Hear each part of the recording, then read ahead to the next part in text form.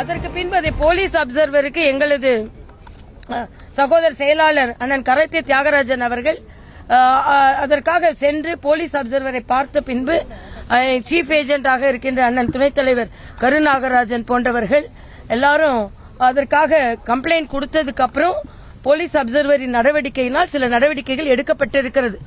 ஆனால் அதற்கு முன்னாலேயே அவர்கள் எங்களது ஏஜென்ட்களை வெளியே அனுப்பிவிட்டார்கள். 50 பேர் புகுந்திருக்கிறார்கள். அதனால் அந்த வாக்குச்சாவடியில் மறு வாக்குப்பதிவு நாங்கள் கேட்டிருக்கிறோம். இதே போன்று பல வாக்குச்சாவடிகளில் முயற்சிகள் நடந்தது. சாலிகிராமத்தில் நடந்தது. எங்களது ஏஜென்ட்கள் அதை தடுத்திருக்கிறார்கள். சோழிங்கநல்லூர்ல நடந்தது. அதே போல சில இடங்களில் கொத்து கொத்தாக வாக்காளர்கள் பெயர் நீக்கம் செய்யப்பட்டிருக்கிறது. குறிப்பாக டி நகர் 199, 200, 201, 202 இந்த வாக்குச்சாவடிகளில் ஆயிரக்கணக்கான வாக்காளர்களின் பெயர் நீக்கப்பட்டிருக்கிறது. ஒரு அம்மா வந்து சொன்னாங்க, நாங்கெல்லாம் ஒன்னாதான் இருக்கோம், ஆனா தேர்தல் கமிஷன் எங்க குடும்பத்தை பிரிச்சுட்டாங்க அப்படின்னாங்க.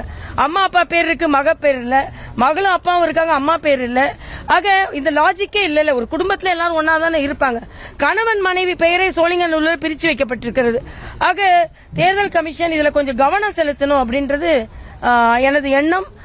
ஆக திராவிட முன்னேற்ற கழகம் இதே போல அராஜகத்தில் ஈடுபடக்கூடாது என்பதையும் நாங்கள் வலியுறுத்துகிறோம். இதான் நாங்க கொடுத்த பெட்டிஷன் அனுப்பியிருக்கோம். அதே மாதிரி தேர்தல் ஆணையத்திற்கு இன்னொரு வேண்டுகோள். வெள்ளிக்கிழமை தேர்தல் வைக்கிறாங்க.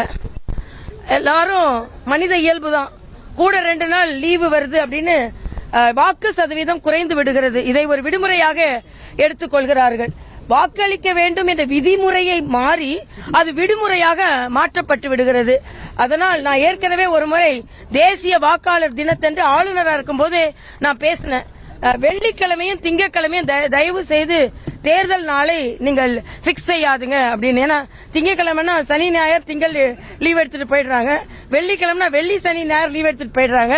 அதனால் நடுவுல புதனாவது வியாழனாவது வைப்பது நல்லது அப்படின்னு நான் ஒரு கோரிக்கை வைத்து அதை பரிசீலித்தால் நல்லது நான் நினைக்கிறேன்.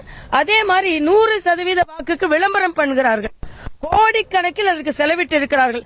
ஆனால் அதற்கு எந்தவித பயனும் இல்லை என்பதை சென்னை போன்ற வாக்குப்பதிவுகள் நமக்கு காண்பிக்கிறது.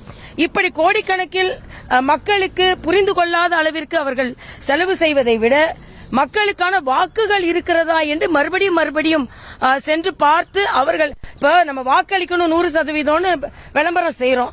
ஆனா மக்கள் வாக்களிக்க வரும்போது உங்களோட பேர் இல்ல, அவங்க சொல்றாங்க நாங்க உயிரோட இருக்கிறோம், இங்க உயிர் இருக்கிறது பெயர் இல்லன்னு சொன்னா குடும்பத்துல 2 பேர் இருக்கு, ஒருத்தர் பேர் இல்ல.